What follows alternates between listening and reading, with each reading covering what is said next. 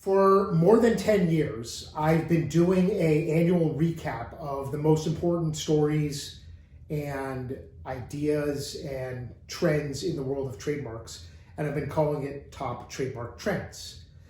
I'm pleased that in recent years, I've been able to add audio podcast versions and now video versions as well to get out the news of my recap of the year in trademarks to as many people as possible. So I hope you'll enjoy this 2020 version of the Top Trademark Trends. And what a year 2020 has been.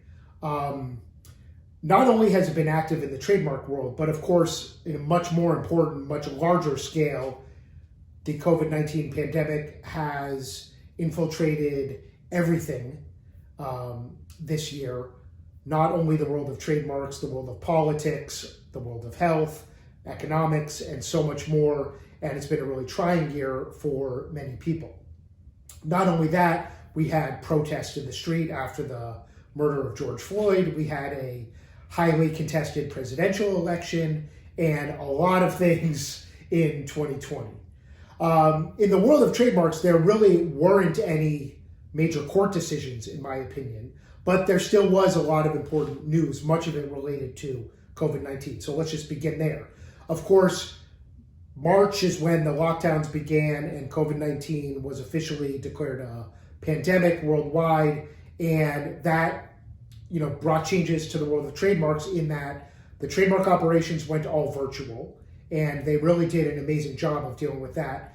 Most of the employees or most of the trademark examiners were already working virtually, but the trademark office is a huge operation, and for them to successfully pull that off is really commendable.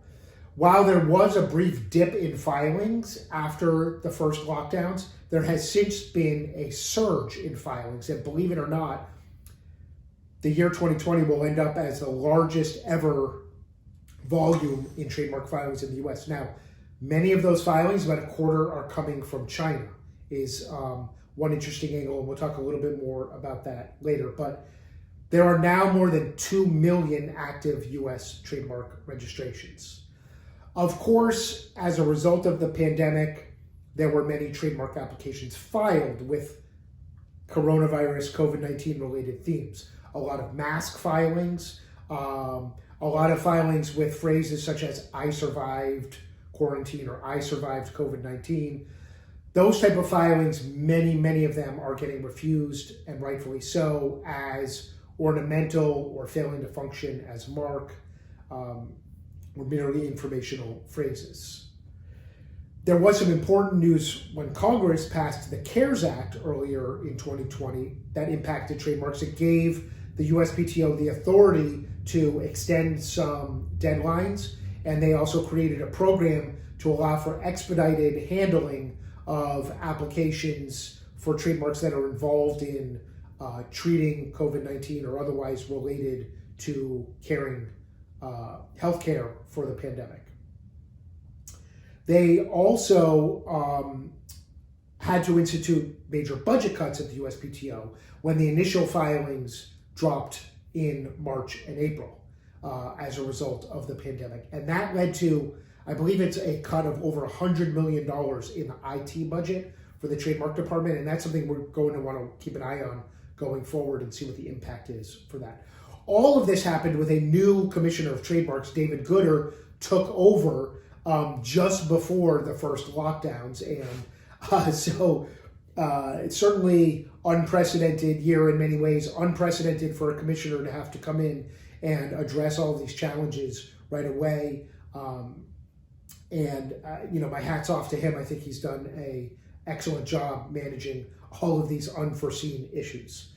The summer brought about the Black Lives Matter protests in the streets following the George Floyd killing, and that also brought about a lot of trademark filings with themes related to those issues. Like the COVID-19 filings, many of those are likely to be refused as ornamental or merely informational, and a great many of them don't actually function as indicators of source. Also during the year, we saw following those protests, a large number of brands changed their names. Here in the Washington, D.C. area, the football team, formerly known as the Washington Redskins, is now the Washington football team. Just more recently, the Cleveland Indians announced a change. Aunt Jemima and Uncle Ben's and Eskimo Pie are other very long-standing brands that finally announced changes to remove themselves from the offensive history of those names. Now, we also saw that it is quite challenging for them to pivot, to change, to try to keep the history of the brand, perhaps, and the goodwill, and to find a new name that's not already taken. So those are some challenging situations for them. There was, as I was preparing my notes for this just a few days ago, I was prepared to discuss how legislation that was proposed earlier in the year to update some trademark laws, create some new mechanisms to deal with fraudulent filings or abandoned trademarks, that legislation had stalled much earlier in the year in Congress after a few hearings. Well, it turns out that just last week, this legislation was put into the large relief package that was passed by Congress and is now on the president's desk awaiting to see if it is signed or not. So perhaps by the time you listen to this, we'll know more, but there is a possibility that there is new trademark legislation that will become law in early 2021. And if so, you stay tuned. We'll have a lot more to report about the details of that. The one significant case from 2020 was a Supreme Court case over the mark Booking.com. That's Booking.com. And the USPTO had refused registration of the mark, asserting that it was generic and not capable of functioning as a mark and not capable of registration. Well, the Supreme Court said that adding the .com to an otherwise generic word does make it potentially registrable and protectable. And so Booking.com is now on its way to being registered at the USPTO.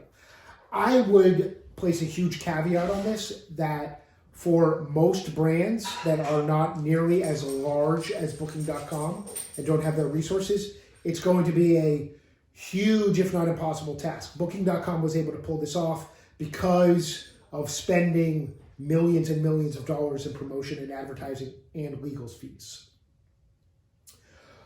Finally, what I think is the biggest story going into 2021, the new USPTO trademark fees. These new fees go into effect on January 2nd, 2021, and they represent probably the most significant fee increase in trademark history in the US. There are multiple increases. There are some new fees created. They will affect applications, registrations, appeals, oppositions, a whole variety of matters, almost every type of matter at the USPTO when it comes to trademark filings. And if you want to read more about that, look for recent episodes of the video or podcast, or look on my site at ericpelton.com/2021. That's ericpelton.com/2021 USPTO fee increase altogether. And you'll see my article detailing some more about that. Unfortunately, I'm ending my wrap up with a story that has been in here every year for many years about the scams. The scams continue. A pandemic cannot slow down the scammers, apparently. Maybe it even invigorated them, because scams not only now are showing up in the mail for applicants and registrants, they're showing up by email, they're showing up by text message, and this is a tremendous concern. I urge you to review carefully any warnings you get about your trademark, consult your attorney, review your records at the USPTO, and beware of those scams. You can also check out my site at www.isthisatrademarkscam.com for more details. As we now turn the page into 2021, the three stories that I'll be looking at as we review at the end of 2021 and see how these things in 2020 evolved and changed in 2021 will be that huge influx in filings from China, the impact of the government filing fees and those increases, and whether that impacts the number of applications and how it impacts small businesses in particular. And finally, that legislation, whether it gets signed into law, and if so, what the impact of that legislation will be.